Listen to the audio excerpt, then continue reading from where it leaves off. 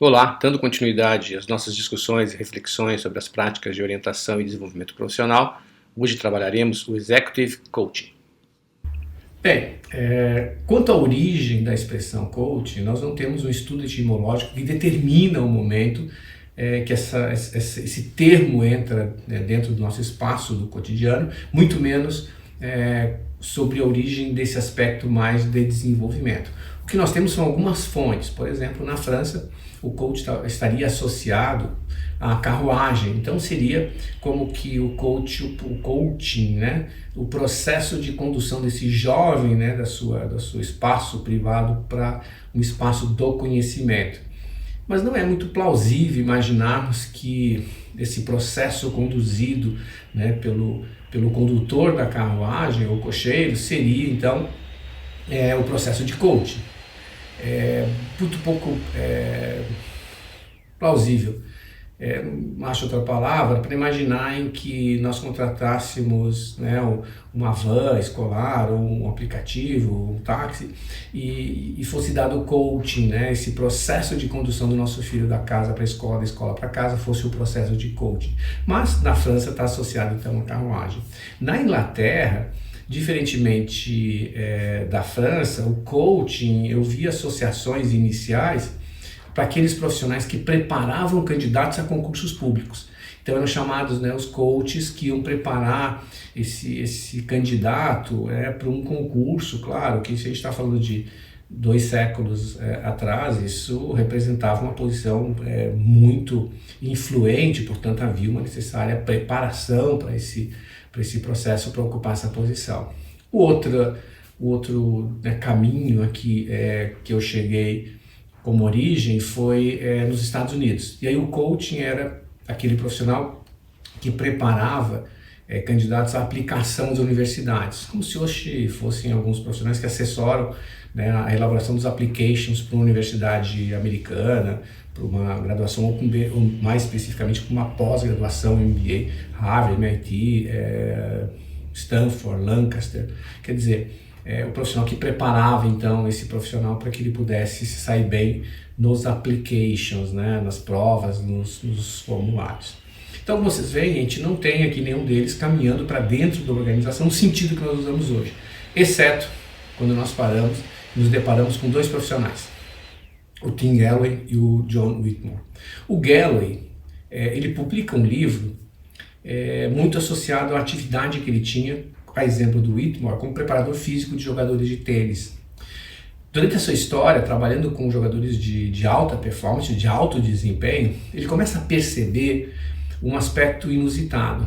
Os seus jogadores, numa elite, né, dentro da elite do ranking de tênis, quando enfrentavam algumas vezes adversários muito menos ranqueados ou não ranqueados, e que parecia ser uma partida muito simples, e que não havia, né, muita resistência ou um adversário hábil do outro lado, apesar disso o jogador muitas das vezes ou algumas das vezes se complicava na partida, até mesmo perdendo a partida de maneira inesperada. O Gallwey e o Whitmore começaram a perceber isso nos jogadores e trocando, né, discutindo, eles observaram que um aspecto que para nós hoje é muito natural, mas à época foi uma revolução. Eles perceberam que o principal adversário do jogador deles de tênis não estava do outro lado da quadra, estava no próprio profissional, no próprio tenista, ao que o Gallwey então chamou the inner game of tennis, o jogo interno do tênis.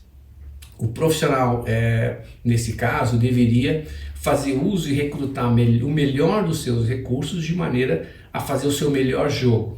A vitória ou a derrota, isso dependeria, claro, que do adversário que eu enfrentasse, mas eu deveria terminar o processo aplicando o meu melhor, né, o melhor do meu desenvolvimento. O que não necessariamente acontecia de maneira recorrente, né? Ele tropeçava algumas vezes e perdia ou se saía mal, não porque o outro jogador, o outro adversário era muito melhor, mas porque ele não tinha conseguido recrutar, mobilizar o melhor dos seus recursos diante daquele desafio, muitas vezes um desafio muito inferior à capacidade que ele tinha. Por isso ele chama de Inner Game of Tennis. O John Whitmore, ele já publica um olhar trabalhando mais o processo. e aí chamando, né, de coaching for performance. Como que eu adoto um processo de coaching, de orientação para desempenho? Obviamente que os dois convergem no ponto de partida e no processo. Eu preciso trabalhar esse profissional que tem recursos, que apresenta condições para estar e se manter naquela posição, assim como alçar a novas posições de maior complexidade, um ranking maior, o processo para ele executar, realizar isso, mobilizando o seu melhor em um propósito. Nesse sentido, é que ambos então vão começar com um objetivo. Então eles estabelecem qual é o seu goal, né? Qual é o seu objetivo, onde você quer chegar. Depois, você vai ter que observar se aquele objetivo que você tem, se ele é realista diante das tuas disposições, né? Daquilo que eu estou disposto a fazer e o quanto que os meus recursos asseguram que esse processo se dá num tempo adequado, conveniente à minha disposição e aos recursos que eu tenho. Então observem que é um processo de análise em que eu olho para o futuro, eu olho para hoje, e para olhar para hoje eu tenho que ter um autoconhecimento muito grande e avaliar qual o objetivo que eu quero, se esse objetivo é condizente com a minha disposição e se o tempo estabelecido é plausível em razão das habilidades que eu tenho hoje em relação às habilidades que me serão necessárias. E a partir daí eu estabeleço então métricas, precisa ser mensurável, métricas para ir galgando espaço a espaço, etapa a etapa, de maneira que a etapa prévia assegura o avanço para a etapa seguinte. E a etapa seguinte depende de uma ação prévia. Então esse olhar de relação causal de planejamento. Quando eles trabalham esse aspecto com os tenistas deles e eles publicam os seus livros, as organizações e muitos executivos que jogavam tênis tomam contato com esse trabalho. Olham, analisam isso e veem muito das discussões, das preocupações, das razões e dos métodos nas suas próprias equipes, na sua própria carreira.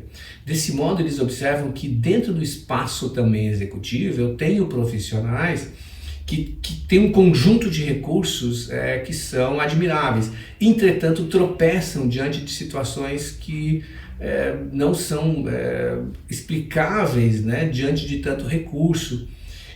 São inusitados, né? Um tropeço diante de algo que eles poderiam conduzir muito bem. Por exemplo, eu tenho um profissional altamente qualificado, que tem um conhecimento enorme, e aí quando ele trabalha a sua equipe, ele não consegue engajar a equipe, ele não consegue se legitimar com aquela equipe, apesar de ser um profissional de referência no mercado.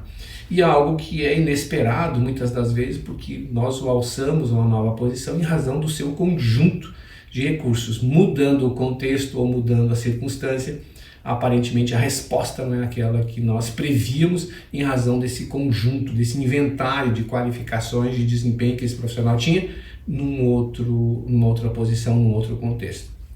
Quando eles então tomam contato com isso, eles trazem o Whitmore e o Galloway para dentro da organização para falar mais a respeito disso. E aí, claro, as similaridades são gigantescas. De certa forma, nós aqui, quando trabalhamos nas pesquisas e na própria Formaritech, eu não olho particularmente para a posição que a pessoa está ocupando ou o cargo.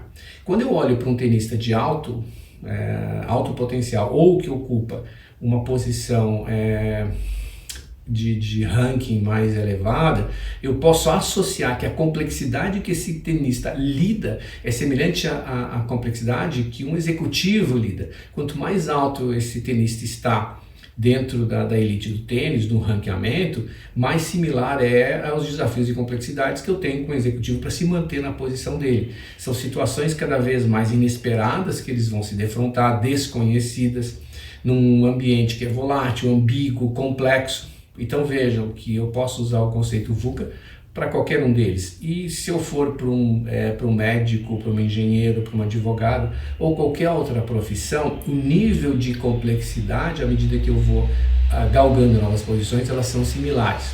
Normalmente esse grau de complexidade vai representar a remuneração, né, os benefícios que eu tenho no espaço que eu ocupo. Bem, a partir daí então, as organizações passam a adotar e começam a trazer esses profissionais né, para poder trabalhar os seus executivos para que eles também possam usar e recrutar o melhor dos seus recursos na superação de desafios que aparentemente eram desafios que eles deveriam superar sozinhos, mas que lhes falta alguma coisa, que é o que eles chamam então que é como se fosse um teto de vidro, né? Por mais que esse profissional tenta e ele sabe que pode, né, tocar no teto, alguma coisa o impede de chegar lá, apesar de todas as condições deles. É como se fosse uma barreira de vidro em que ele não enxerga, ele não se dá conta por estar envolvido.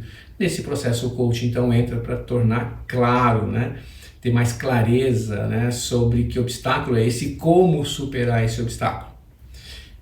E aí nós temos 3 aspectos que eu vou discutir posteriormente com vocês na próxima semana.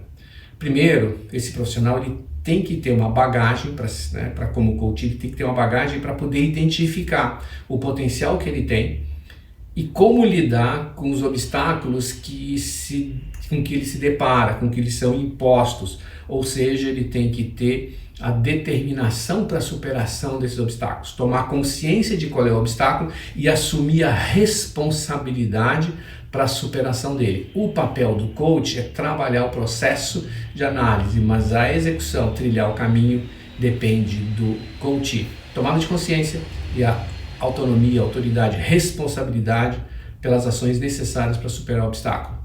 Portanto, esse profissional, além de tomar consciência e assumir o compromisso, a responsabilidade, ele já tem que ocupar uma posição em que lhe permite fazer essas análises mais estruturadas. Portanto, ele tem que ter uma bagagem já do que a gente denomina, né, de uma posição gerencial. Ele tem que ter tido a autoridade para a tomada de um certo nível de decisão. Do contrário, ele vai ser muito inexperiente, ele vai ter lidado com poucas situações de maior desafio e complexidade, impossibilitando que ele tenha uma visão de abstração, ou seja, de enxergar para além das situações que lhe são familiares, por processos intuitivos. Essa experiência em posições gerenciais, posições executivas, claro que eu posso ter um coordenador que lida com a complexidade semelhante ao gerente de uma outra área. Por isso, muitas das vezes, a remuneração e a responsabilidade, o orçamento que ele tem para tomar a decisão vai determinar se ele já venceu, né, essa fronteira para ser indicado a um processo de executive coaching. Antes disso, é possível que uma mentoria, um aconselhamento seja mais plausível, porque ele precisa de mais ajuda, ele precisa que compartilhe experiências que ele não tem. No coaching executivo, no executive coaching, é esperado que esse profissional consiga agir de maneira mais autônoma. Mas isso a gente vai conversar então na próxima semana. Bom final de semana a todos.